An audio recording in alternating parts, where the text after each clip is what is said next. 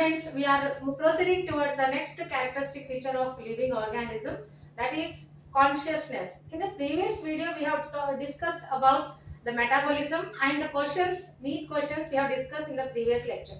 So we will proceed towards the consciousness. So what is the meaning of consciousness? See, consciousness is the one of the most important, that is one of the, technically it is a complicated feature of all living organisms. For example, you can take any prokaryotic organism or eukaryotic organism. Like bacteria and eukaryotic organisms like human being, they show consciousness.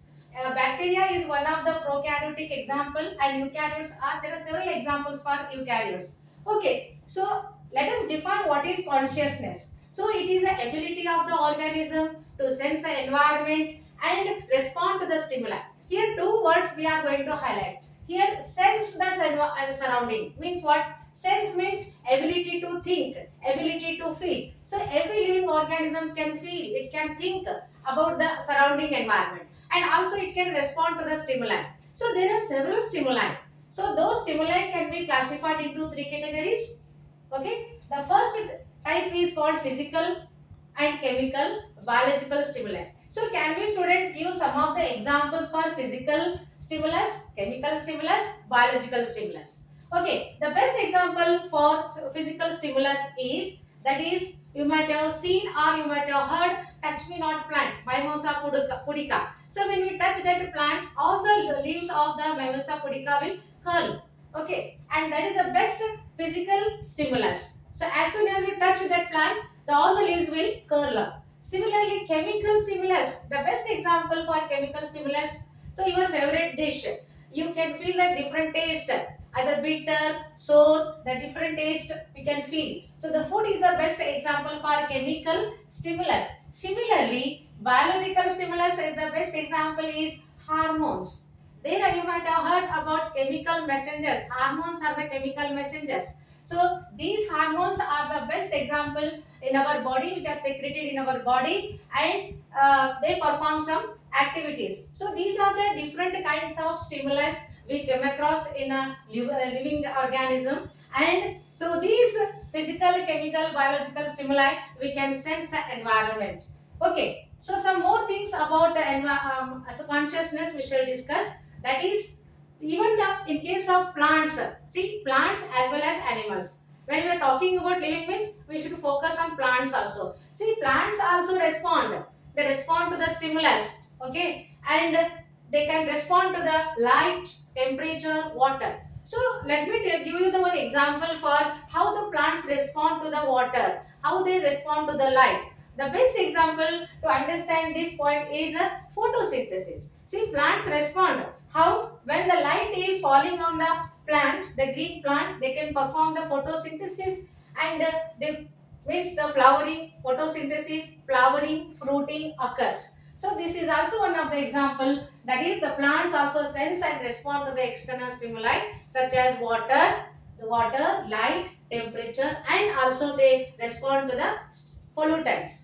Apart from that, as I told in the beginning itself, prokaryotes, either it may be very small primitive cell or it may be multicellular advanced type of organism, the both are going to show the consciousness. They show consciousness. Okay, so this is the most important key point we must understand. This point is also given in our reader. We have to highlight this point.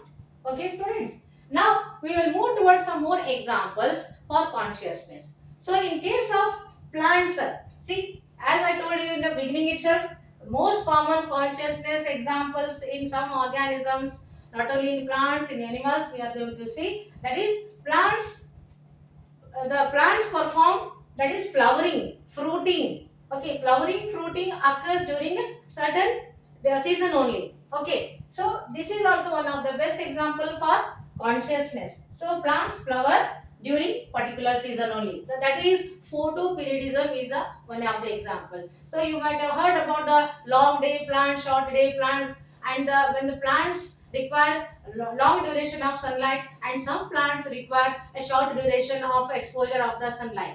So they respond to the sunlight. So this is how the plants, they flower, the fruiting occurs towards the sunlight. Okay, this is also one of the example. Apart from that, some animals also perform some activity. Means the best example is breeding. You might have heard about their breeding. Some animals breed during a particular season only. And there are some plants, there are some animals such as lizard you might have seen. You might have heard lizard, frogs. They breed during the particular season only. During what season the frogs are going to breed? You might have seen they breed during the rainy season only. Apart from that, lizard. So lizard breed during the summer season. Thus, they perform the breeding activity. This is also one of the example for consciousness. So with this, okay. So let me give you some more information about the consciousness. Uh, Human being is that is he is having a self consciousness. So human being is a self conscious person because what he is aware of himself. What is happening, he can feel. Okay, what is happening around his he can feel it. So he is a self-conscious person.